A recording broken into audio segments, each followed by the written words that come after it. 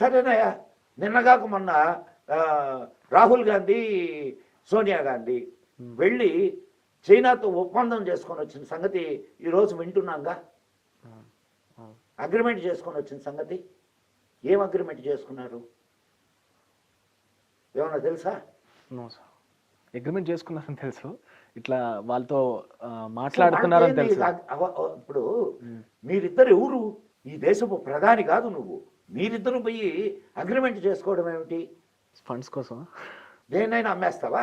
దేశాన్ని అమ్మడానికి తయారైనటువంటి వీళ్ళు రాజ్యాంగ ప్రతిని చేతిలో పట్టుకొని అంటే చాలా అంటే ఇప్పటికీ చాలా మంది కాంగ్రెస్ గవర్నమెంట్ వల్లే మనకి చాలా వచ్చాయని చెప్తారు కదా సార్. మరి అంటే కొంతవల్ల వాళ్ళ ఆర్థిక సంక్షోభం నుంచి మన్మోహన్ సింగ్ గారు కొంచెం మంచిగా చేయడం కానివ్వండి, అండ్ అలానే కొంతవరకు న్యూక్లియర్ ప్లాంట్స్ కానివ్వండి. ఒక విషయం చెప్తాను నేను. నరసింహారావు టైంలో ఆర్థిక సంస్కరణలు మొదలైనవి. ఓకే. కానీ నరసింహారావుని ఎట్లా ట్రీట్ చేశారో వీళ్ళు తెలుసా నీకు? అవును సార్, చనిపోయినప్పుడు చాలా దారుణంగా చేశారని తెలిసింది. సరే, Manmohan Singh is a great economist. ఆయన్ని తీసుకొని వచ్చి ప్రధాని చేశారు. కానీ ఆయన ఒక్క ఆలోచన ఆయన వీళ్ళు ఇంప్లిమెంట్ చేయగలిగారా? ఆయనకి వెనక ఒక తాడు కట్టి, మేము ఈ తాడు లాగితే నువ్వు తల ఊపు.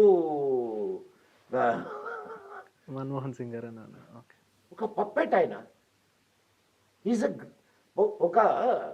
Is economics technocrat. ఆయన ఎట్లా ఉపయోగించుకోవాలా?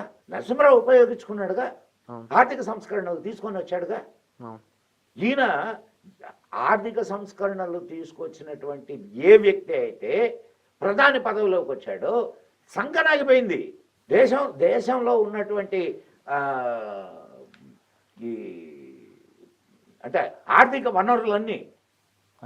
సరే, ఇప్పుడు జరుగుతున్నది డెవలప్మెంట్ అంటావా కాదంటావా?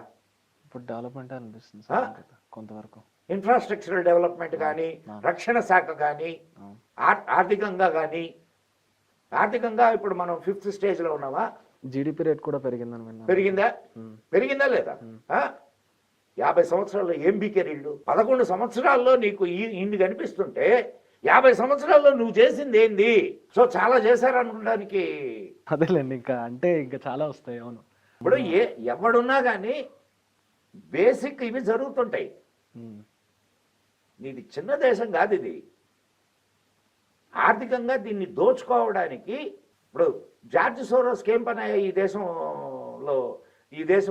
దేశంలో రాజకీయ వ్యవస్థ మారాలి అని జార్జ్ సోరోస్కి ఏం పని చెప్పు నాకు. వాళ్ళ అనుకూలమైన రాజకీయ వ్యవస్థ ఉంటే కావలసినట్టుగా దోచుకోవచ్చు.